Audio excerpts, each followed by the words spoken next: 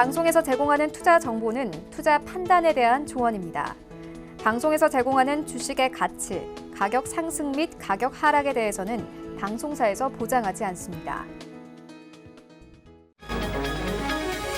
이 시각 헤드라인 뉴스입니다. 조 바이든 미국 대통령이 화웨이 등 중국의 59개 주요 기업에 대한 주식 거래를 통한 투자를 금지하는 내용의 행정 명령을 발표했습니다.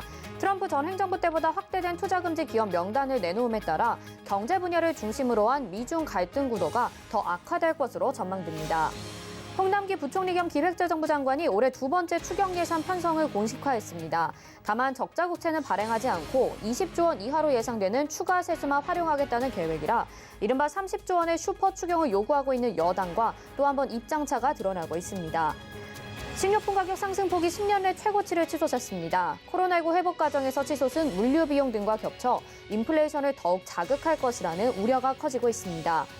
파미셀이 한국식품의약품안전처로부터 첨단 바이오 의약품 제조업 허가를 취득했다고 밝혔습니다.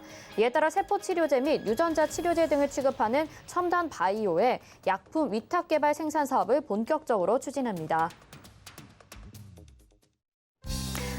네, 시청자 여러분 안녕하십니까? 오늘짠 내일짠 출발합니다. 한수정입니다. 오늘 우리 시장은 어제 상승폭을 반납하고 다시 한번 좀 쉬어가면서 금요일을 마무리를 하고 있습니다. 반가웠던 어제 소식은 대형 IT주들의 상승이었는데요. 오늘 다시 하루 만에 하락을 하고 있고 또 미국에서는 경제지표가 호조로 나옴에 따라서 이게 오히려 인플레이션에 대한 압박을 더욱 가중시키고 있는 것으로 보입니다. 지수는 이제 다시 한번 신고가를 향해서 달려가고 있는데 이제 2분기도 어느덧 막바지입니다. 앞으로 우리 시장 하반기 한 해의 절반을 향해 달려가고 있는데요. 지금 시장에서 투자 전략 어떻게 세워보는 게 좋을지 저희와 함께 이야기 나눠보시길 바라겠습니다. 전화번호 02-3153-1611 또는 1612번 그리고 문자는 100원의 정보 이용료 부과되는 샵 0082번으로 종목 고민 보내주시면 이어서 종목 상담도 도와드리니까요. 지금부터 미리미리 전화나 문자 보내주시길 바라겠습니다. 또 금일 본 방송에서 제공해드리는 정보는 투자 판단에 대한 조언입니다. 해당 종목의 가치와 수익률 보장해드리지 않는다는 점 참고하시길 바라겠습니다. 자, 그럼 먼저 오늘장 이슈부터 알아보도록 하겠습니다. 오늘은 샘플러스 허반석 전문위원과 함께합니다. 어서 오세요. 안녕하세요. 네. 지금까지 미국 연준이 코로나19 이후에 회사채를 매입을 하고 있었는데 이제 이것을 매각한다라는 소식이 전해지면서 이제 테이퍼링에 대한 우려가 계속되고 있습니다. 시장에 어떤 영향이 가는지 궁금해요. 회사채 매각과 매입에 대해서 좀 설명해 주시죠. 네, 코로나19가 시작이 되면서 미국에서는 이제 금융 그리고 유동성 공급을 통해서 코로나19 여파 그리고 코로나19 충격을 보호하겠다. 경제를 보호하고 기업들을 살리고 그렇게 하겠다라는 취지로 이제 코로나19를 대응해 왔습니다. 제로 금리를 시행을 하고 그리고 매월 1,200억 달러 정도의 국채와 무기지 담보부 채권들을 매입을 해 나갑니다. 그리고 우량 회사채 및 상장 지수 펀드 ETF도 매입을 진행을 했습니다. 중소기업 대출 지원은 물론이고요. 이렇게 금융과 유동성 공급을 통해서 경제를 이끌어 왔고 경제를 좀 뒷받침을 해 주었습니다. 그리고 백신이 개발이 되고 백신 공급이 되고 접종으로 인해서 코로나19 신규 감염자가 굉장히 줄어들고 있는 모습입니다. 그런 와중에 이제 연준에서 회사채와 상장지수 펀드를 매각하겠다는 이야기가 나오기 시작했고 월스트리트로부터 보도가 되기 시작을 했죠. 이 연준이 코로나19 대응을 통해서 매입하던 자산 중에 일부를 매각하겠다라는 소식이 시장에서는 테이퍼링의 시작이 아닌가, 전초 시그널이다라고 받아지는 모습들이 조금 강하게 나타나고 있는 그런 모습입니다. 우려의 시각이 있는 거죠. 하지만 연준은 테이퍼링이 아니다. 우리는 가지고 있던 자산을 매각을 하는 거지만 결코 테이퍼링과는 연관짓지 않았으면 좋겠다라는 그런 반응을 해오고 있습니다. 근본 회사채 매각이 어느 정도 규모냐면 137억 달러 규모입니다. 연준이 가지고 있는 자산 규모 8조 달러에 비하면 아주 미미한 수준이기 때문에 연준은 이 부분들을 조금 더 부각을 해서 이 정도 가지고 테이퍼링이라고 하면 되지 않겠다라는 이야기를 합니다. 그래서 매각은 매각이지만 테이퍼링은 아니다라는 이야기 이야기로 조금 방어를 하는 모습입니다. 이 때문에 규모가 적기 때문에 채권 시장에서도 그렇게 크게 동요를 하거나 채권 시장의 움직임은 없는 상황입니다. 그렇기 때문에 지금 연준이 보이니 행보, 회사채와 ETF의 매각, 결국엔 테이퍼링의 전초라고 보는 시각의 우려를 조금 더 시장의 우려를 조금 부추긴 경향은 있기는 있죠. 하지만 어제 발표됐던 고용지표나 그리고 주간 실업보험 청구자 수만 보더라도 이 부분과 연동되어서 조금 더 우려를 높이는 그런 모습입니다. 6월 베이지북 경기동향 보고서를 좀 참고를 해보면 경제가 다소 빠른 속도로 확장을 하고 있다. 그리고 물가 압박이 지난번보다는 높아졌다라면서 인플레이션에 대해서 신경을 쓰고 있다라는 여지 남겨놓고 있습니다. 그래서 시장 인플레이션이 이보다 높아지게 되면 연준은 뭔가 대책을 얘기를 하고 테이퍼링 논의가 앞당겨질 수 있다라는 이야기들이 연준 위원들로부터도 시장에 조금 더 많이들 나오고 있습니다. 그래서 우려는 우려이지만 테이퍼링이 시작된 것은 아니다라는 연준의 발언을 한번 같이 조금 저울질을 해보아야 되는 수준이다라고 말씀을 드리고 싶고요. 규모 면에서 굉장히 작았다라는 부분과 그리고 인플레이션에 대해서 연준이 신경 쓰고 있다. 그리고 연준 위원들이 테이퍼링 논의를 조금 더 확장해 나가고 있다. 여러 가지 이야기들이 나오고 있기 때문에 6월 FOMC와 오늘 밤에 발표될 고용보고서에 대한 부분들이 조금 더 집중이 되고 있는 그런 흐름입니다. 시장 참여하시는 분들이 조금 눈여겨보고 조심할 수 있는 그런 거리가 되었다라는 말씀 함께 드리고 싶고요. 결국엔 이 6월 한 달 동안 FOMC 회의가 있는 그때까지는 변곡점들이 지금처럼 나올 수 있습니다. 어제 반도체 IT 섹터가 좋았다고 해서 오늘 덩달아서 지속적으로 좋을 것이다 라는 기대보다는 올라갈 때 사기보다는 내려올 때 사야지라는 그런 마음으로 6월 시장은 조금 대응을 해보셔야 되겠다라고 말씀드리겠습니다. 네, 연준에서는 테이퍼링이 아니다라고 이야기를 하지만 사실 시장 참여자들은 약간은 좀 두렵고 찝찝한 마음을 감출 수가 없을 것 같습니다. 그리고 말씀하신 것처럼 여기에 더해서 어제 고용지표가 발표가 됐는데 긍정적으로 나오면서 오히려 이런 인플레이션에 대해서 좀 압박을 하게 된 것 같아요. 오히려 고용지표가 좋게 나오면 또 시장에 좋은 영향을 줄 수도 있을 것 같은데 어떤 상관관계가 있어서 우리 시장에 어떤 영향을 미치게 되는 건지 그 부분도 설명 부탁드릴게요. 네. 연준에서 인플레이션 그리고 테이퍼링, 금리 인상에 대한 조건으로 이야기를 했던 게 실질적인 경기 회복과 그리고 고용의 회복이다라고 두 가지를 딱 꼽아 주었었습니다. 이제 5월 민간 고용 지표가 나왔는데 시장 예상치보다 매우 크게 조금 증가를 했습니다. 97만 8천 명 증가로 나왔는데 시장의 전망은 68만 명 증가를 예상을 했었습니다. 품목 이제 분류별로 보면 레저와 고객 서비스 쪽에서 44만 명, 교육과 헬스케어 쪽에서 13만 9천 명, 그리고 운송 및 유틸리티 쪽에서도 11만 8천 명 정도가 증가를 했다라는 수치가 나왔는데 결국엔 레저나 호텔 서비스 쪽에서 경기 회복 그리고 코로나19 백신 접종으로 인해서 외부 활동이 증가할 것이다 라는 쪽으로의 고용 지표가 좋게 나왔다라고 보시면 좋을 것 같고요. 또 한 가지는 주간 실업보험 청구 건수가 있는데 38만 5천 명이 나왔습니다. 코로나 팬데믹 이후 첫 번째로 30만 명대로 줄어들었다라고 보시면 좋겠는데 바이든 대통령의 인프라 부양책에 대한 이야기가 어제도 오늘도 나오고 있습니다. 최저세율, 법인세 최저세율을 15%로 하자는 이야기가 나오는데 이는 공화당이 조금 주장을 했던 부분입니다. 조금 더 구체적으로 말씀을 드리면 빅테크 기업들은 정부 세제 혜택으로 인해서 어마어마한 세금 감면을 합법적으로 받아왔는데 법인세 최저세율을 15%로 하겠다 그러면 실리콘밸리에 있는 빅테크 기업들이 이제는 그 세제 혜택을 받지 못하게 되는 경우까지도 기존에 내던 부분보다는 많이 내야 되는 세제 혜택이 사라지는 것 때문에 나스닥 지수가 급락으로 출발을 했던 요인들 중에 또 하나가 될 것 같습니다.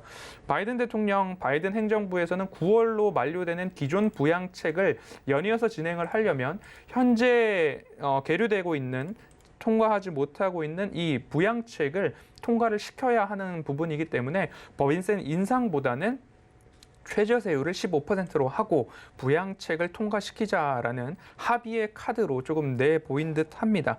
이런 이야기들이 조금 더 나오다 보니까 덩달아서 연준에서 방금 말씀드렸던 자산의 매각과 그리고 민간 고용지표의 상승, 실업보험 청구 건수가 줄어들었다라는 이야기들이 경기 회복의 시그널로 나오고 있구나라고 좀 시장 참여자들도 읽어가고 있는 모습입니다.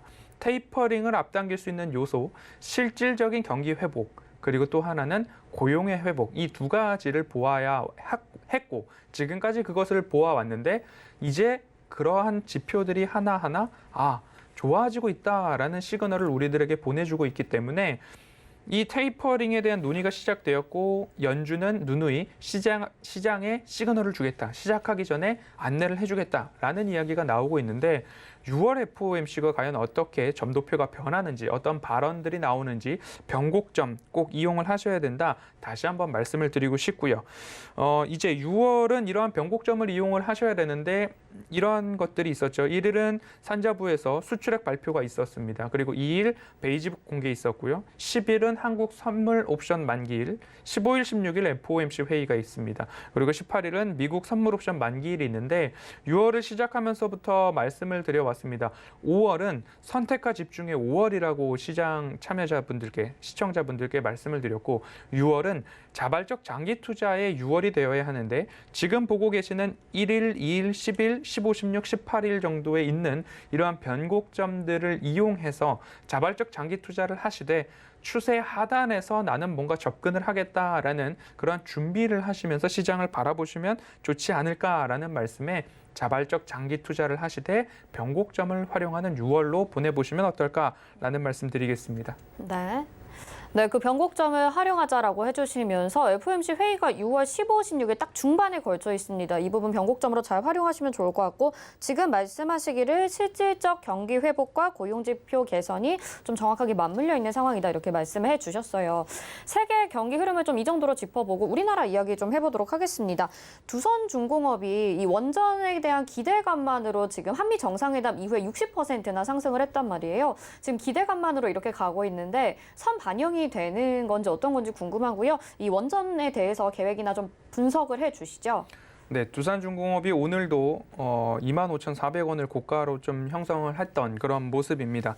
테슬라를 따라서 HMM을 홈슬라, 그리고 두산중공업을 두슬라라고 하는 재미난 표현들이 시장에 넘치고 있는 모습입니다. 두산중공업의 상승 요인은 말씀해 주신 대로 한미정상 회담 이후에 양국의 원전 해외 공동 진출 합의 소식이 전해지면서 기대감으로 조금 올라가는 모습입니다. SMR이라고 하는 소형 모듈 원자로에 대한 이슈죠. 시총이 10조 원을 넘어가는 모습입니다. 21일 이후 주가가 60% 이상 상승을 크게 좀 한 모습입니다. 최근 수급적인 상황을 먼저 좀 짚어보면 개인들이 굉장하게 많이들 매수를 하는 모습입니다. 5월 31일부터 445억 원, 그리고 209억 원, 그리고 427억 원, 그리고 474억 원. 오늘은 거래량이 조금 더 나온 그런 모습입니다. 전일장에 비해서 얼마만큼의 어떤 주체가 매수를 해올지에 대한 부분들인데 여전히 개인들의 수급이 강한 것으로 좀 보여지고 있고요. 외인과 기관은 연일 좀 매도를 하는 모습입니다. 오늘 외인이 소량 매수가 잡히고 있는데 장 마감까지 어떻게 측정이 될지 지켜볼 부분입니다. 소형 원자로에 대한 이야기를 좀 드려야 될 것 같은데요. 전문가가 아니기 때문에 이 원자로가 될 수 있다, 안 될 수 있다 이런 기술적인 측면들은 각 분야의 전문가분들이 계시기 때문에 그 부분들을 차치한다 하더라도 재생에너지의 대안이 될 수 있는 신재생에너지, 대안에너지로 소형 원자로가 될 수 있는지에 대한 부분, 그리고 소형 원자로가 정말 소형인가에 대한 부분들로 각 전문가들이 의견들이 조금 차이가 있는 것 같은 모습입니다. 최근 이슈가 워낙 되다 보니까 관련된 세미나들도 그리고 각 분야의 전문가, 교수님들도 서로 다른 이야기를 좀 하고 있는 모습인데 당장의 전문가님들 사이에서도 이러한 이견들이 있습니다. 그래서 이렇게 두산중공업이 급등하는 모습들을 증시에서 다시 한번 되찾아보면 2, 3년 전에 수소 이슈들이 굉장하게 좀 강하게 나타났던 때가 있습니다. 그때와 조금 비슷한 양상으로 보이기도 하는 모습입니다. 그렇기 때문에 신규로 접근하신다라는 생각은 절대적으로 안 하셨으면 좋겠다라는 말씀을 좀 드리고 싶습니다. 그리고 이 소형 원자로가 정부가 진행한다라고 한다면 정부 정책 수혜주로도 엮일 수 있는 부분이기 때문에 추가 시세가 좀 나오는 그런 모습인데요. 상승 추세를 이어가려는 그 첫 번째 요소가 있다라고 한다면 실적이겠죠. 그 실적에 맞추어서 추세를 이어갈지 추가 상승이 나올지 그 부분들을 판단하면서 접근을 하셔야 시장에서 그나마 편안하고 안전하게 수익을 좀 내실 수 있다라는 말씀을 드리고 싶습니다. 지금은 보유자 영역이라는 말씀을 반복해서 좀 드려야 될 것 같고요. 이제는 두산인프라코어가 영업 부문과 투자 부문으로 분할이 됩니다. 영업 부문은 현대중공업으로 매각이 됩니다. 그리고 투자 부문은 두산중공업으로 편입이 되는데 두산인프라코어 주주분들에게는 두산중공업 주식이 이제 배정이 되게 되죠.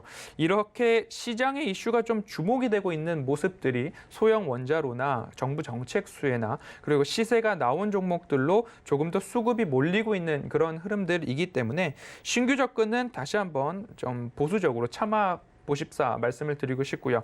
지금 기존 보유자분들이라면 마음속으로 익절가를 어느 정도 정해 놓으시고 이 부분을 이탈하게 되면 나는 그래도 지금의 수익에 만족해야 되겠다라는 좀 편안한 마음으로 이제는 바라보실 구간이다라는 말씀으로 두산중공업 정리해 보겠습니다. 네, 두슬라라고 불리는 두산중공업에 대해서 이야기 나눠봤는데요. 신규 접근은 절대 안 된다고 재차 강조해서 말씀을 해주셨습니다. 그리고 가지고 계신 분들도 조금 수익 실현하면서 가져가자라고 정리해 주셨고요. 그러면 조금 더 생각해 보고 싶은 섹터가 요즘에 조선주들의 흐름이 좋잖아요. 지금도 너무 많이 상승한 거 아닌가 아니면 이제라도 들어갈 때인가 좀 고민하시는 분들 많으실 것 같은데 조선주의 흐름은 어떻게 보시나요? 네, 조선주는 이제 해운주가 먼저 상승을 하고 조선주도 추가 발주 소식들에 수주 소식들에 굉장히 많은 상승을 한 모습입니다. 조선 업황이 어떻게 좋아졌는가를 지난해 연말 이전으로 돌아가면 IMO라는 말씀을 좀 드렸었습니다. 국제해사기구의 환경 규제 강화로 인해서 그리고 유가 상승에 따라서 노후 선박은 일정 부분 어느 정도 이제 폐기를 해야 되고 신규 선박이 해양에서 바다에서 조금 다녀야 한다라는 말씀을 드렸습니다. 2015년도 기준으로 신규 선박과 그 이전에 이제 폐기해야 되는 선박 기준들이 좀 나뉘어지고 있는 모습인데 새로 건조해야 하는 선박 수가 굉장히 많았다라는 부분을 다시 한번 복기를 해보고요. 저연비 선박의 퇴출이 가속화되고 있고 환경 기준에 부합하지 못하는 선박들이 일찍이 이제는 사라져야 되는 그런 기점에 서 있는 모습입니다. IMO 규제가 이제 본격화됨으로 인해서 저유황유, 고유황유의 가격 스프레드 확대에 따라서 노후 선박들이 버티기에는 이제는 한계가 달한 그런 모습들입니다. 그래서 친환경 선박 쪽으로의 발주가 이어지는 부분이고 코로나19로 인해서 물류에 대한 문제들이 좀 있었습니다. 그래서 해운주들, 컨테이너선 운임이 급등하자 선사들이 이제 발주를 더욱 부추기게 되는 그런 흐름들이 해운주도 그렇고 조선주도 그렇고 강한 상승을 좀 나타내주고 있는 모습입니다. 해운주 이후에 조선주의 슈퍼사이클 기대감들이 보도가 잇따르고 있는 모습인데 삼성중공업 같은 경우에는 대규모 유증과 이런 모습들이 나오면서 주주분들이 좀 실망감을 좀 안고 있는 모습입니다. 그래서 마찬가지로 급등한 종목들에 접근하시기에는 조정 시에 들어가겠다는 충분한 마음을 가져주시고 조선주도 마찬가지로 장기로 바라보아야 하는 섹터겠죠. 그렇기 때문에 너무 급하게 접근하려는 노력을 하지 않으셔도 좋겠다라는 말씀을 드리고 싶습니다. 여전히 이제 신조선가라고 해서 새로운 선박을 이제 건조할 때 선박 가격을 지수화한 지표인데 해운 운임 상승에 따라서 선사들의 발주가 이어지면서 좋아지기는 했으나 아직까지 조선사들의 이익으로 확정하기에는 조금 부족한 면이 있다라는 부분들이 있고요. 올해 발주 물량은 기저효과 영향이 좀 있는 것 같습니다. 18년도 전 세계 선박 발주량을 보면 3,510만 CGT라고 하는데요. 표준 화물 수출 환산 톤수라고 합니다. 2019년도에는 17% 줄어든 2,910만 CGT고 2020년도에는 66% 3분의 2 토막이 났습니다. 1,924만 CGT였습니다. 21년도 발주량이 이제 다시 3,150만 CGT로 올라오면서 수치로 본다면 2018년도 수준으로 돌아온 것이지 수치 전년 대비 플러스 증가율로 보면 어마어마해 보이지만 2018년도까지 성장, 회복했다라고 평가를 하고 있는 업계입니다. 한국 조선해양 컨퍼런스 콜에서 이런 이야기가 나왔습니다. 2003년에서 2008년도 조선산업 슈퍼사이클이 있었는데 지금은 2003년도 초기와 흡사한 모양새다라는 이야기가 나오면서 조선소 대부분이 2.5년, 2년 내지 3년, 2년 6개월 정도의 발주 물량을 이미 확보를 한 모습이다라는 이야기가 나왔습니다. 그래서 앞으로 장기적으로 좀 보셔야 된다. 선박을 건조할 때에도 시간이 걸리기 때문에 그렇습니다. 삼성중공업부터 한번 살펴보면요. 삼성중공업도 대규모 유상증자에 맞춰서 현재 급락이 나왔다가 다시 회복을 하고 있는 모습입니다. 삼성중공업 같은 경우에도 LNG선이나 부유식, 원유, 가스 생산 설비, 초대형 컨테이너선과 같은 고부가 가치 선박에 특화된 기업이기 때문에 앞으로 추세는 좋지만 너무 급등했을 때 따라가면 지금과 같은 개별 악재에 대응할 수 없는 상황이기 때문에 그 부분을 생각하면서 접근을 다른 조선사들도 해야 된다라고 말씀을 드리고 싶고요. 하나만 더 본다면 한국조선해양 정도를 볼 수 있을 것 같습니다. 한국조선해양 같은 경우에는 현대중공업이나 삼호중공업, 현대미포조선 등을 종속회사로 두고 있는 우리 현대중공업 그룹의 중간 지주회사격이죠. 이래서 한국조선해양의 주가는 쉼없이 조금 가고 있는 모습입니다. 그래서 조정이 나왔을 때에 함께 조금 살펴보기에는 괜찮은 그런 조선사들 중에 하나다라고 말씀을 드려보고 싶고요. 현대미포조선은 중형 선박 전문 회사로 좀 탈바꿈을 하고 있는 모습입니다. 그래서 특수선박 시장에 진출하는 소식들이 나오고 있다라는 소식까지 좀 전해드리면서 조선주 짧게 볼 것이 아니라 선박을 건조하는 시간이 오래 걸리는 것처럼 주식 투자를 하시고 매수를 생각을 하시더라도 그 스타일을 장기로 가져가야 되는 업종이다라고 보시고 결코 급등했을 때 따라가기보다는 나는 한 2년 정도 볼 수 있어 라는 생각에 조정 시에 모아가는 전략으로 보신다면 충분히 앞으로 2년 내지 3년 동안 우상향 추세, 중간중간 변곡점이 있더라도 상승은 할 것이다 라고 정리를 해보도록 하겠습니다. 네, 일단 장기적으로 보고 중간중간에 조정은 있을 수 있다라고 말씀해 주시면서 그래도 추세는 살아있다라고 말씀해 주셨습니다. 오늘 말씀 여기까지 듣겠습니다. 고맙습니다. 감사합니다. 네, 허반석 위원과 함께했습니다. 이어서는 객장 상황 알아보도록 하겠습니다. 메리츠증권 강남금융센터 정효훈 과장 전화 연결돼 있습니다. 안녕하십니까? 네, 안녕하세요. 네, 오늘 객장 상황 어떻습니까? 네, 우선 이 시각 현재 수급 주체별 매수 상황 종목을 살펴보면 외국인 투자자들은 오늘 코스피 시장에서 삼성중공업, 두산인프라코어, 현대제철 등을 이제 순매수하고 있고요. 코스닥 시장에서는 휴젤, ADM코리아, 아이진 등을 순매수하고 있습니다. 기관 투자자들은 코스피 시장에서 기아, 현대위아, 신세계 등을 순매수하고 있고요. 코스닥 시장에서는 웹스, 성우하이텍, 서진 시스템 등을 순매수하고 있습니다. 오늘 전반적으로 어제는 이제 반도체 업종이 좀 강세의 흐름을 보였었는데요. 오늘은 좀 외국인과 기관의 수급이 좀 다양한 섹터로 좀 분산이 되면서 전반적으로 뚜렷한 주도 섹터가 없는 가운데 좀 종목별 차별화 장세가 나타나고 있다 볼 수가 있겠습니다. 네, 요즘은 너무 하루하루 다르기 때문에 또 하루 상승했다고 해서 좋아할 일은 아닌 것 같아요. 그럼 오늘 시장 한마디는 어떻게 정리해 볼 수 있을까요? 네, 어제 아무래도 이제 미증시에서 테이퍼링에 대한 우려감이 좀 재부각이 되면서 오늘 이제 코스피 시장이 6거래일 만에 좀 하락 전환을 했다라고 할 수가 있겠습니다. 어제 나온 좀 지표를 보면 5월 ADP 민간 고용이 예상치를 대폭 상회하면서 좀 고용 지표가 좀 호조세를 보이면서 재차 테이퍼링에 대한 우려감이 좀 재부상하고 있다라고 볼 수가 있겠습니다. 이로 인해 어제 미국 10년물 국채 금리가 재차 1.6%를 좀 돌파를 하면서 전반적으로 특히나 기술주 중심의 하락세가 좀 나타났다. 볼 수가 있겠는데요. 그로 인해서 오늘 국내 증시에도 역시나 코스피 코스닥 양시장 모두 좀 조정 장세를 좀 보이고 있다 보시면 될 것 같습니다.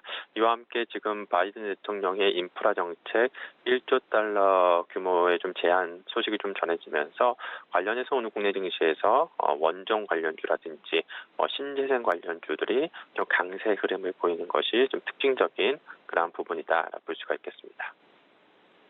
네, 앞서 또 말씀해 주신 대로 원전 관련주도 오늘 상승하고 있는데요. 오늘 말씀 여기까지 듣겠습니다. 고맙습니다. 네, 고맙습니다. 네, 지금까지 메리츠증권 강남금융센터 정여운 과장과 함께 이 시각 객장 살펴봤습니다. 이어서는요, 이 시각 시황을 브리핑해드리고 또 상승하는 업종과 하락하는 업종도 정리해드립니다. 이 시각 시황 브리핑 이용석 캐스터가 전해드립니다. 안녕하세요. 캐스터 이용석입니다. 오후 들면서 양시장 조금씩 힘을 내주고 있는 것 같습니다. 코스피 지수부터 살펴보겠습니다. 코스피 지수 현재 0.29% 하락한 3,237포인트 나타내고 있습니다. 포인트로는 9포인트 하락입니다. 네, 다음 코스닥 지수 보시죠. 네, 0.18% 하락한 988포인트 나타내고 있습니다. 약보합권에 머물고 있는데요. 포인트로는 1포인트 하락세 나타내고 있습니다. 다음 수급 보겠습니다. 자, 개인과 외국인이 사주고 있습니다. 개인이 5,093억 원 매수세 나타내고 있고요. 외국인이 574억 원 사주고 있습니다. 기관이 5,880억 원 매도세 나타내고 있네요. 다음 코스닥 보시죠. 네, 개인이 홀로 매수해주고 있습니다. 1,728억 원 매수세, 기관이 662억 원, 외국인이 761억 원 매도세 나타내고 있는 상황입니다. 다음 특징적인 테마와 업종 살펴보겠습니다. 오늘 상승하는 업종 테마로는 백신 여건 관련주, 조선주, 원전 관련주가 있고요. 하락하는 업종 테마로는 여행주, 메타버스 관련주가 있습니다. 먼저 백신 여건 관련주부터 살펴보겠습니다. 전국경제인연합회가 국내 백신 여건의 국제 표준화 지적에 오늘 관련주들 상승세 나타내고 있습니다. 드림시큐리티 현재 2.74% 상승한 5,620원에 거래되고 있고요. 라운시큐어 13%의 강세 보이고 있습니다. 한일네트워크스가 17.05% 상승한 7,140원에 거래되고 있고요. SGA 솔루션즈 현재 29.74% 상한가 기록하면서 현재가 11,985원 나타내고 있습니다. SGA까지 24%의 강세 나타내고 있습니다. 자, 다음은 조선주 살펴보겠습니다. 자, 한국조선해양과 현대미포조선은 지금 약보합권에 머물고 있고요. 삼성중공업 현재 9.36% 상승한 7,010원에 거래되고 있습니다. 조선업체들의 주가는 동방상승을 하고 있는 것으로 보이고 있는데요. 수주가 크게 늘면서 실적이 대폭 개선될 거라는 기대감 때문인 것으로 보입니다. 삼성중공업은 아시아 지역 선주로부터 1,5,200억 원 규모의 대형 컨테이너선 4척을 수주한 소식에 오늘 강세 나타내고 있습니다. 한진중공업 현재 2%의 강세 나타내고 있는 상황입니다. 자, 이어서 원전 관련주 살펴보시죠. 지난달 한미 정상회담에서 해외 원전 사업 공동 진출이 논의된 이후에 빌 게이츠와 워렌 버핏이 차세대 원전 건설을 논의했다는 소식이 전해지면서 오늘도 관련주들 상승세 나타내고 있습니다. 두산중공업이 8.35% 상승한 현재가 24,650원 보이고 있고요. 한전 KPS가 6%의 강세, 우리기술이 22.15% 올려 세우면서 1,820원에 거래되고 있습니다. 일진파워가 29.7% 상승한 1,350원의 상한가 기록하고 있고요. BHI까지 10%의 강세 나타내고 있습니다. 자, 이어서 하락하는 업종 테마 살펴보겠습니다. 자, 오늘 여행 관련주들의 하락세 나타내고 있습니다. 코로나19 백신 기대감에 좀 참 많이 올랐었는데요. 오늘 눌림 나오네요. 현재 하나투어가 4.68% 하락한 87,500원에 거래되고 있고요. 모두투어 4%, 인터파크도 4% 약세 나타내고 있습니다. 레드캡투어가 3.18% 하락한 29,450원에 거래되고 있고요. 참 좋은 여행까지 3% 약세 나타내고 있는 여행 관련주입니다. 자, 이어서 메타버스 관련주 살펴보겠습니다. 메타버스 관련주 오늘도 약세 나타내고 있는데요. 네이버가 1.52% 하락한 35만 6,500원에 거래되고 있고요. SK텔레콤이 2% 약세, LGU 플러스 3%, 옵티시스까지 현재 4% 약세 나타내고 있습니다. 자, 그리고 오늘 대한전선 살펴보겠습니다. 대한전선 주가가 연일 고공행진을 이어가고 있습니다. 호반그룹의 인수 효과에다 업황 호조 그리고 코스피 200 편입 기대감이 겹치면서 오늘 강세 나타내고 있는 상황입니다. 현재 19.35% 올려 세우면서 2,960원에 거래되고 있습니다. 지금까지 시황과 특징적인 업종 테마 살펴봤습니다. 네, 이 시각 시황 브리핑 들었습니다. 이어서는 환율 동향 알아보도록 하겠습니다. 샘플러스 함지연 전문위원 전화 연결돼 있습니다. 안녕하십니까? 네, 안녕하세요. 네, 한동안 원달러 환율이 계속해서 좀 주춤하는가 싶더니 다시 좀 반등을 하고 있습니다. 어떤 이유들이 있는지 설명 부탁드릴게요. 네, 달러가 지금 올라가고 있는데 달러는 현재 전일보다 2.1원 정도 상승한 1116원에 거래되고 있습니다. 달러는 전일에 미국의 고용과 서비스업 체감 지수가 예상보다 양호했던 가운데 국채 금리가 크게 반등을 하고 뉴욕 증시가 약간 하락이 나오면서 상승했던 모습이었습니다.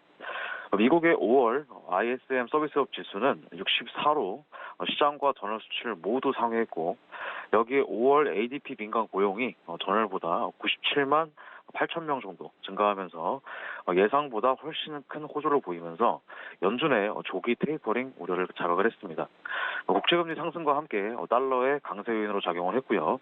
뉴욕 증시가 나스닥을 중심으로 약간 어제 하락세를 보인 부분도 위험자산 선호를 약화시키면서 달러가 상승을 하는 것에 대한 큰 도움을 줬다 볼 수 있겠습니다.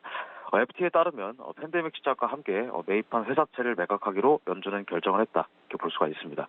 그래서 팬데믹 위기의 시장 기능을 회복하는 데 중요한 역할을 했으며 고용 강화를 달성했다고 평가를 했습니다. 페드는 포트폴리오 매각은 점진적이고 질서 있게 이루어질 것이라고 얘기를 했고 시장의 부정적인 영향을 최소화하는 방향으로 이루어질 것이라고도 강조를 했습니다. 시티그룹은 연준의 회사채 매각은 중앙은행 또한 현재 미국 경제의 급격한 오름세를 인정하고 있다는 의미가 있을 수가 있다 이렇게 얘기를 했고요. 테이퍼링이 곧 머지 않았다라는 신호로 받아들여질 수 있으며 페드의 기조 전환에 대한 단서로 작용할 것으로 보여집니다. 특히 카플란 총재는 페드가 자산 매입 축소를 논의해야 될 시기라고도 언급을 했고 통화 정책을 통한 고용시장의 수급 불균형 해소는 어려우며 현재로서는 치솟는 물가를 안정시키는 것이 훨씬 더 중요하다고 강조를 했습니다. 한편 유가는 달러 지수가 급등함에도 불구하고 흔들림 없이 상승하는 모습을 보이고 있습니다. 오펙은 기존의 감산 완화 정책을 유지하면서 이 계획은 7월까지 합의될 예정이며 기존보다 추가로 공급은 되겠지만 유가 상승에 영향을 미치지 않을 것이라고 얘기를 했고 이란 핵 합의의 변동성에 의해서 7월 이후에 유가 가이던스는 아직까지는 불확실한 상태입니다. 블룸버그는 유가 상승으로 인한 휘발유 가격이 급등하면서 연초 대비 35% 정도 증가를 했고 현재 가격이 2015년 이후에 최고치를 경신하고 있으며 이에 대한 경계감이 어느 정도 확대될 것이라고 얘기를 했습니다. 글로벌 경제가 충분하게 회복되기 전에 유가가 과도하게 상승할 때에는 비용 증가로 인한 부정적 영향이 매우 커질 가능성이 있으며 인플레이션 압력에 의한 테이퍼링 경계 심리 또한 매우 커질 수 있음을 또 경고를 했습니다. 한편 금 같은 경우에는 미국의 양호한 경제지표 발표에 10년물 국채금리가 상승하고 이에 달러도 강세를 보이면서 하락했습니다. 온스당 1,900달러 선 하회 마감했고요. 금리 같은 경우에는 고용지표 계산에 상승했습니다. 국고채 금리는 적자 국채 우려가 완화되고 한국은행의 단순 매입 실행에 따라 소폭 하락을 했고 한국은행은 1조 5천억 정도의 규모의 단순 매입을 시행하면서 시장은 강세를 보였으며 장중에 적자 국채 우려가 완화된 점도 강세폭을 확대시켰습니다. 다만 장 후반 들어서는 국고 30년 옵션 해지 물량 등의 영향으로 강세폭이 축소 마감했습니다. 현재 원달러 환율이 코스피 지수 낙폭 축소의 상승 흐름이 한풀 꺾인 모습입니다. 코스피 지수는 자산시장 전반에 리스크온 분위기에 편승하면서 장 초반 하락세를 이어나가다가 정오를 지나면서 낙폭을 빠르게 줄였습니다.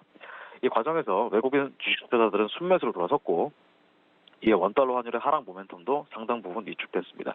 여기에 미국 주가지 선물의 반등과 상하이 지수의 상승도 환신의 리스크오프 분위기를 후퇴하면서 원달러 환율의 추가 하락에 제동을 걸었습니다.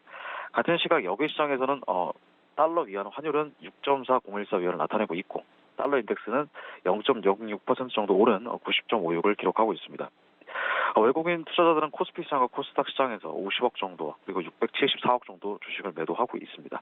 외국인 투자자들이 아직 순매수 규모를 확대시키진 않았으나 이들이 만약에 매수 규모를 장마감 전까지 키울 경우에는 달러가 다시 약세를 보이게 되면서 원달러 환율의 하락이 나올 가능성도 있습니다. 네, 일단은 달러가 강세를 보이고 있는 상황에 대해서 말씀을 해주셨습니다. 오늘 말씀 여기까지 듣겠습니다. 고맙습니다. 감사합니다. 네, 이 시각 환율의 함지한 전문위원이었습니다. 이어서 도너 리포트로 이어집니다.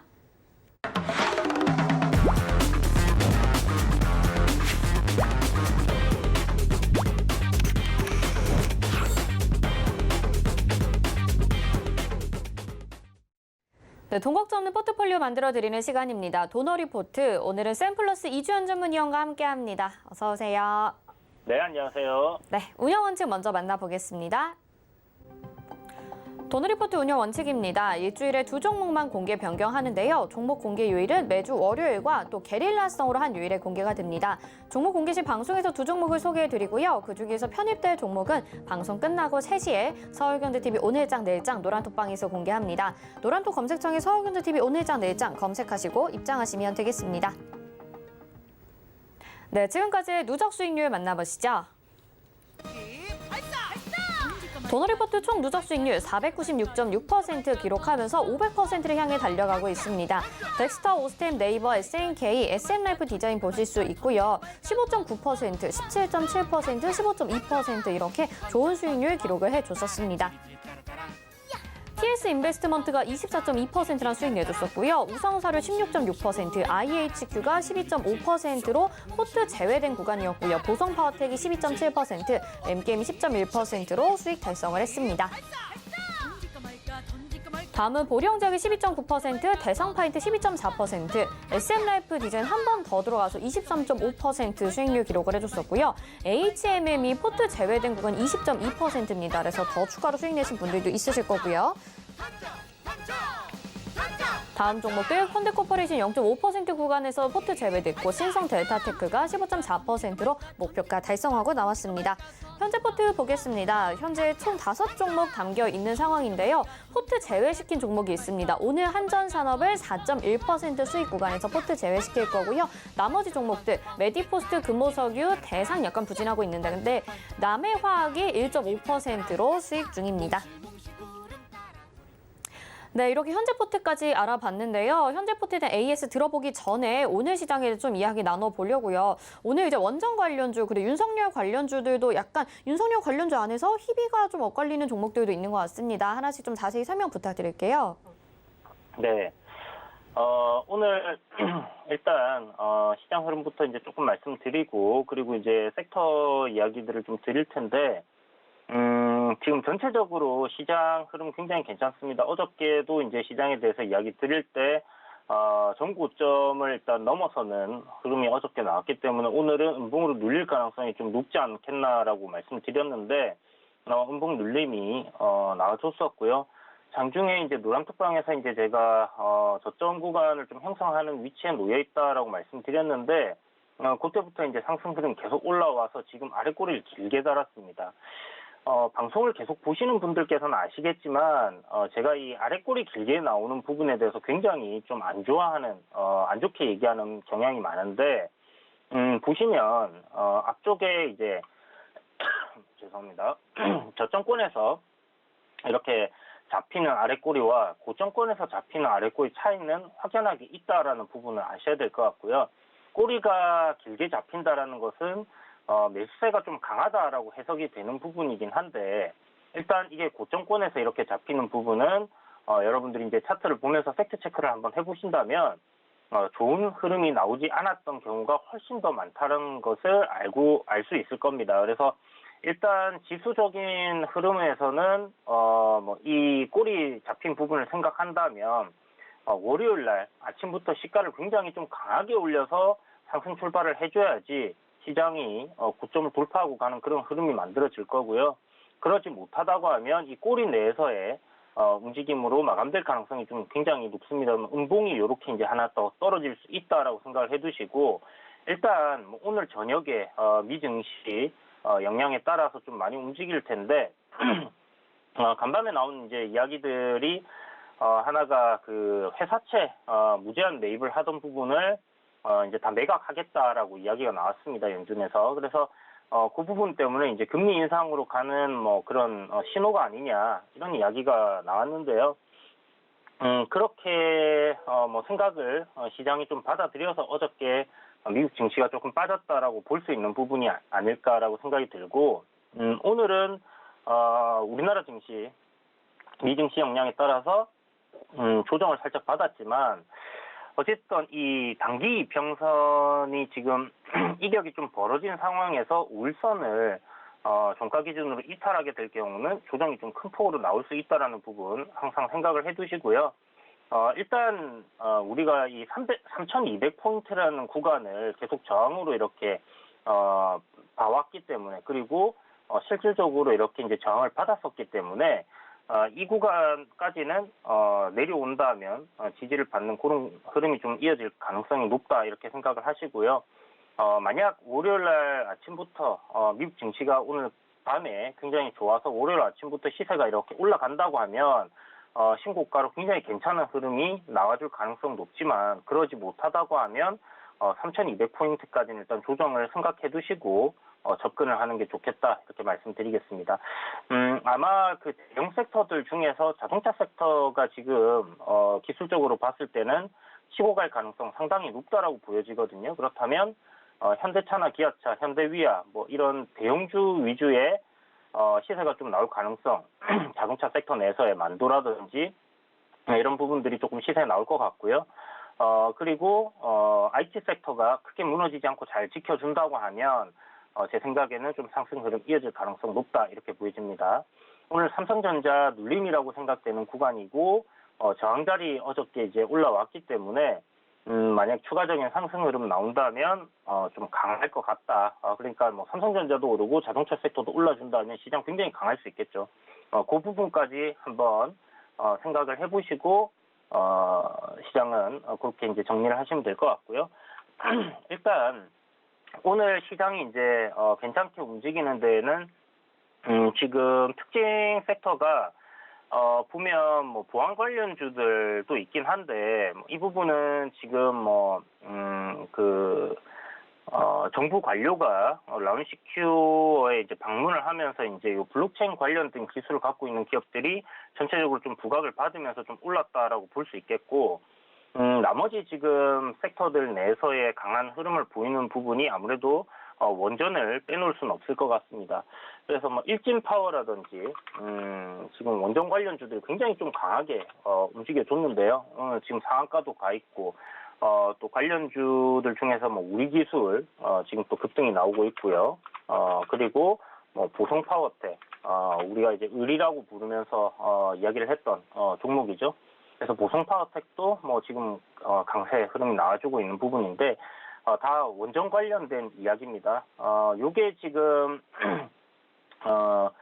그 윤석열 전 검찰총장 관련해서 이 원전이 어떻게 뭐 정책주로 이렇게 좀 엮여 있다 이런 이야기들도 나오고 있는 상황인데요. 사실 어저께 나온 뉴스를 보게 되면 지금 실질적으로 빌 게이츠하고 그 다음에 워런 버핏이 차세대 원전을 이제 손을 잡고 개발을 한다라는 그런 이야기가 있었습니다. 그래서 기존에 이제 원자력 발전에서는 이제 냉각수 때문에 물이 있는 곳에 이렇게 그 원전을 지었다 하면 새로운 방식으로 이 소형 원전을 갖다가 좀 개발하겠다라는 이야기가 나오고 있고요. 이 부분이 아무래도 지구 온난화를 해결할 수 있는 뭐 유일한 방법이지 않겠나. 단기적으로 봤을 때는 뭐 이거밖에 이제 해법이 없다라고 생각을 하는 것 같습니다. 그래서 요거는 이제 좀 기존의 경수로나 중수로를 사용하는 방식을 좀 벗어나서 새로운 방식인데 나트륨을 뭐 이렇게 활용을 하는 뭐 그런 원자로라고 해요. 그래서 뭐 제가 기술자가 아니기 때문에 정확하게 뭐 어떤 방식인지는 모르겠지만 기존의 문제점들을 좀 해결할 수 있는 그런 부분이다라고 이야기가 나오고 있습니다. 그런 부분 때문에 또 함께 이렇게 원전 관련주들이 또 강하게 또 움직이는 부분이라는 생각이 들고 한미 정상회담에서 이제 원전 관련해서 미국과의 협업을 진행하겠다라는 뭐 그런 이야기도 있었기 때문에 관련주들이 오늘 또 강하게 강세를 보여주고 있다 이렇게 보여집니다. 뭐 단기적으로 지금 이쪽 테마들이 이제 끝났냐라고 보기에는 조금 어려울 것 같고요. 추가적인 흐름도 좀 나와줄 가능성은 더 있다라는 생각은 드는데 어찌됐든 이제 급등이 나왔기 때문에 좀 눌려주는 그런 흐름을 기다리셨다가 저점 매수를 노리시는 게 좋겠다 이렇게 관련 섹터들에 대해서는 정리해 드리도록 하겠습니다. 네, 이렇게 이 시각 시황 점검해 주셨습니다. 그러면 이제 현재 포트에 대한 AS도 받아봐야 될 것 같은데요. 위원님, 메디포스트부터 먼저 도와주실까요? 네. 자, 메디포스트 오늘 좀 상황이 안 좋습니다. 보시는 것처럼 머리를 아래로 쳐박고 있는 뭐 그런 형태로 지금 보여지는데 저점 파동에 이제 저점들 연결하게 되면 이제 이런 추세 라인이 있다라고 말씀드렸죠. 그리고 지금 보시는 것처럼 이 추세 저항에서 계속 반등을 해줬었는데 지금 그 추세를 테스트하고 있다라고 볼 수 있겠고요. 오늘 요 구간은 이제 살짝 이탈해놨지만 지난번에 말씀드린 것처럼 주가가 내려가면서 거래량이 이제 올라오고 있다는 점에서 조만간 저점 구간을 잡고 돌릴 가능성이 높지 않겠나라고 말씀드렸는데 여전히 관점은 똑같이 유지를 한다라고 생각하시면 좋을 것 같습니다. 보시면 지금 31,000원이라는 요 가격대에서 지지를 좀 받을 가능성이 높다라고 생각을 하는 부분이고요. 추세상 살짝 이탈시켜 놓고 다시 한번 반등 흐름이 나와준다 하면 강하게 되돌릴 수 있는 그런 위치까지 지금 조정이 내려왔다라고 생각이 되니까 이 구간에서는 신규로 진입을 하셔도 괜찮을 것 같고요.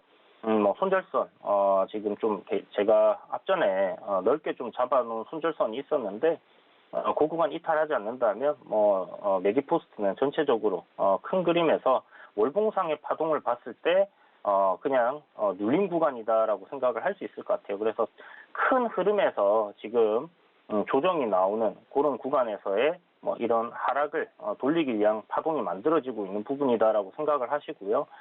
이번 눌림 구간을 잘 끝내고 돌려준다고 하면 고점을 다시 한 번 더 갱신하는 그런 흐름으로 갈 가능성이 상당히 높다. 시간은 이게 월봉이기 때문에 좀 굉장히 걸릴 가능성은 높다라고 생각을 해두시면 좋을 것 같습니다. 그래서 오늘 저점 구간 그리고 월요일, 화요일 이렇게 해서 다음 주까지 좀 흐름을 봐야 되겠지만 여전히 이제 저점 구간 위치에 있는 그런 모습이고 이 구간에서 저점을 좀 잘 잡아주기를 한번 기대해 봐야 될 것 같습니다.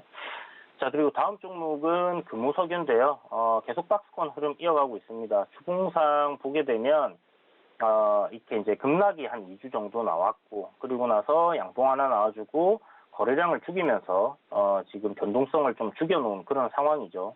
눌림이라고 생각이 들고요. 다음 주쯤에는 이 5주선 위로 올라서는 그런 흐름이 나올 가능성이 높은데 일봉상에서 21선입니다. 그래서 제 생각에는 다음 주에는 21선 위로 올라가는 흐름이 만들어질 가능성이 좀 높겠다라는 생각이 들고요. 만약에 여기서 조금 더 밀리는 흐름이 나온다면 한 121선 부근에서 이렇게 저점을 잡고 이중바닥을 만든 이후에 상승하는 그림으로 이어질 가능성 이렇게 높다라고 생각이 되니까 이 부분을 참고하시고 보시면 좋을 것 같습니다. 자, 그리고 남해화학인데요. 남해화학 지금 흐름 나쁘지 않습니다. 효성 OMB가 지금 이 비료 관련주 대장이라고 볼 수 있는 부분인데 남해화학도 한때 대장 격의 흐름을 보여줬던 그런 종목이기 때문에 괜찮다는 생각이 들고 앞서 말씀드렸던 것처럼 매일같이 말씀드리고 있는 것처럼 지금 현재 신사업 진출한 부분 그 부분으로 인해서 추가적인 상승 흐름은 더 이어질 가능성 있다라는 부분을 생각해 두시면 좋을 것 같아요. 일단 단기적으로 기간 조정을 조금 짧게 받고 올라오는 부분이기 때문에 이 구간에서는 전고점 저항 자리를 좀 강하게 돌파해주는 그런 모습이 나와야 되겠고 사실 보시게 되면 이 전고점 구간에서 거래량이 별로 나온 게 없습니다. 그렇단 말은 올라갈 때 매물도 별로 없다 이렇게 생각을 하시면 될 것 같고요. 그런 관점이라면 한번 치고 올린 다음 강하게 올라갈 수 있다 이렇게 보시면 될 것 같아요. 자, 그리고 지금 다음 종목이 대상인데요. 대상이 지금 지난번에 말씀드린 것처럼 파동을 갖다가 이렇게 이제 수렴해 가면서 이런 수렴하는 그런 형태의 주가 흐름이 좀 만들어질 것 같다라고 이야기 드렸는데 지금 식품주들이 조금 조정을 받고 있는 상황이기 때문에 이런 기간 조정을 좀 거쳐갈 가능성 있다라는 부분 참고해 두시고 보시면 좋고 기업 실적 대비해서 많이 저평가되어 있는 종목이기 때문에 이번에는 요 구간 벗겨낸다면 상당히 큰 흐름 나올 수 있다 이렇게 생각하시면 될 것 같습니다. 자, 그리고 오늘 도노리포트 신규 종목을 하나 편입하려고 하다 보니까 5종목이라서 하나를 빼야 되는데 한전산업을 이제 제외한다라고 보시면 좋을 것 같고요. 오늘 원전 관련주들, 한전 관련주들 해서 같이 흐름이 좀 좋게 나오고 있는 부분이고 거래량 나오면서 5일선 다시 회복시켜 놨는데 어저께 이제 거래량 없이 빠진 거기 때문에 걱정하지 마시라고 말씀드렸죠. 오늘 잘 올라왔고 아마 월요일 날 단기적으로 살짝 눌림이 나오든지 아니면 신고가를 넘어서는 그런 흐름으로 갈 가능성 상당히 높다 이렇게 보시면 좋을 것 같습니다. 그래서 이 종목 지금 한 4% 정도 수익권인데 포트에서 제외할 거니까 수익을 챙기셔도 좋고 조금 더 흐름을 지켜보시고 끌고 가시는 전략도 괜찮겠다 이렇게 말씀드릴게요. 자, 그리고 오늘 신규로 포트 편입하는 종목 두 종목입니다. 첫 번째 종목은 승일이라는 종목이고요. 윤석열 관련주로 알려져 있죠. 승일 같은 경우는 이제 휴대용 부탄가스 용기 제조 업체고 좀 전에 말씀드린 것처럼 윤석열 관련주로 부각이 되면서 주가가 급등이 나왔습니다. 지금 위치는 이제 신고가 가고 나서의 눌림 흐름이 아닐까라고 생각이 들기 때문에 이 구간에서의 저점 매수를 한번 노려보면 괜찮겠다라는 생각을 가지고 준비를 했다 이렇게 생각하시면 될 것 같고요. 두 번째 종목은 대성창투입니다.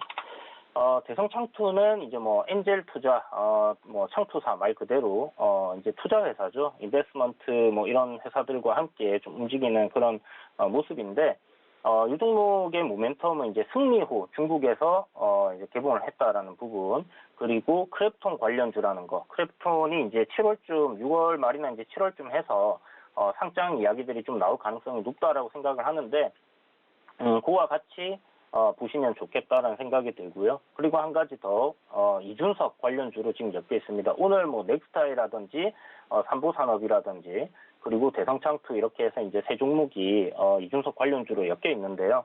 6월 11일 다음 주 금요일입니다. 국민의힘 전당대회가 있다 보니까 이준석 관련주들이 부각을 좀 오늘 받은 것 같다라고 보실 수 있겠고 대성창투 오늘 딱히 그렇게 큰 움직임은 없었습니다. 조용하게 지금 자리를 잘 만들어 놓고 있다라는 생각이 드는데 이 종목도 다음 주 이 이슈가 이제 일정이 잡혀 있기 때문에 일정과 함께 좀 상승하는 흐름이 나와줄 가능성이 높다고 생각이 돼서 준비를 했으니까 이 두 부분 두 종목 참고하시면 좋을 것 같습니다. 네, 현재 포트에 대해서 AS 받아봤고 오늘 도너를 신규 편입 종목 소개해 주시는 날인데 승일과 대성창투를 가지고 나오셨습니다. 아마 이주연 의원님이 지금 정치 인맥주로 이렇게 뭔가 한 방을 좀 노리고 계신 것 같아요. 두 종목 중에 어떤 종목이 실제 포트에 편입될지 궁금하신 분들은요. 서울경제TV 오늘장 내일장 이렇게 검색하시거나 옆에 QR코드 찍고 간편하게 입장 가능하니까요. 지금 들어오셔서 잠시 후 3시입니다. 어떤 종목이 편입되는지 공개가 되니까 얼른 들어오셔서 기다리고 계시길 바랄게요. 수고해 주신 이주연 의원님은 여기서 인사드리겠습니다. 고맙습니다. 네, 감사합니다. 네, 오늘장 내일장 준비한 소식 여기까지고요. 잠시 후 마감 이바 60분에 승부해서 또 여러분의 종목 고민 도와드릴 예정입니다. 전화번호 02-3153-2611 또는 2612번으로 전화 주셔도 되고요. 문자는 100원의 정보 이용료 부과되는 샵 0082번으로 종목명 매수가 비중 정확하게 적어서 보내주시길 바라겠습니다. 또 금일본 방송에서 제공해드리는 정보는 투자 판단에 대한 조언입니다. 해당 종목의 가치와 수익률 보장해드리지 않는다는 점 참고하시길 바라겠습니다. 오늘장 내일장 여기서 마치고요. 잠시 후 마감 이바 60분에 승부로 다시 돌아오겠습니다.